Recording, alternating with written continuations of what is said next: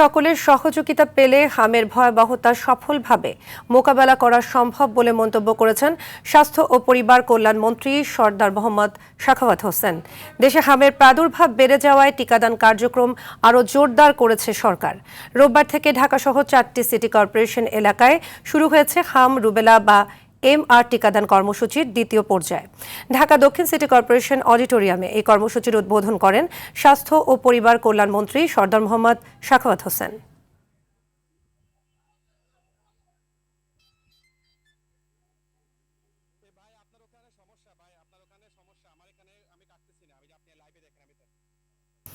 হামের সংক্রমণ বিষয়ে জানাতে লক্ষ্মীপুর থেকে সরাসরি যোগ দিচ্ছেন সহকর্মী পলাশ সাহা।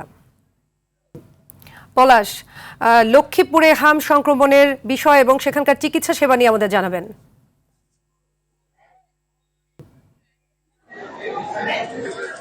সাদিয়া, যেমনটি জানাচ্ছিলেন, লক্ষ্মীপুরে যে হাম আক্রান্ত যে রোগীর সংখ্যা সেটি কিন্তু দিন দিন বৃদ্ধি পাচ্ছে।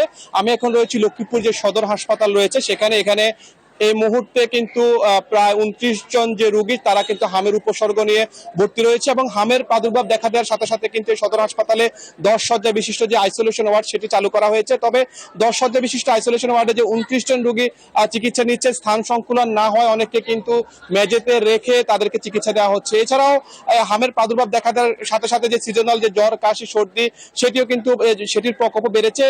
এই কারণে কিন্তু লক্ষ্মীপুর যে সদর হাসপাতাল সহ অন্যান্য যে উপজেলা স্বাস্থ্য কমপ্লেক্স গুলো রয়েছে সেখানেও কিন্তু রোগীদের চাপ বেড়েছে। এতে করে হাসপাতালে যে কর্তব্যরত চিকিৎসক এবং নার্সরা রয়েছে তাদের কিন্তু চিকিৎসা দিতে এক প্রকার হিমশিম খেতে হচ্ছে। আপনাকে যদি এখানে একটু জানিয়ে রাখি যে গত 12 দিনে লক্ষ্মীপুরে 105 জন হামের উপসর্গ নিয়ে বিভিন্ন ক্লিনিকে তারা ভর্তি হয়েছেন এবং শুধু লক্ষ্মীপুর সদর হাসপাতালে 65 জন রোগী হামের উপসর্গ নিয়ে ভর্তি হয়েছেন এবং 36 জন রোগী ইতিমধ্যে সুস্থ হয়ে তারা বাড়ি ফিরে গিয়েছেন। এবং চিকিৎসক যারা রয়েছেন তারা বলছেন যে আসলে হাম নিয়ে আতঙ্কিত হওয়ার কিছু নেই। হামের উপসর্গ দেখা দেওয়ার সাথে সাথে কিন্তু চিকিৎসকের শরণাপন্ন হতে হবে এবং সাথে সাথে চিকিৎসা দিলে কিন্তু হাম থেকে পুরোপুরি যে আরোগ্য লাভ করা সম্ভব। তাই আতঙ্কিত না হয়ে অভিভাবকদের যে সচেতন হওয়ার আহ্বান জানিয়েছেন চিকিৎসকরা।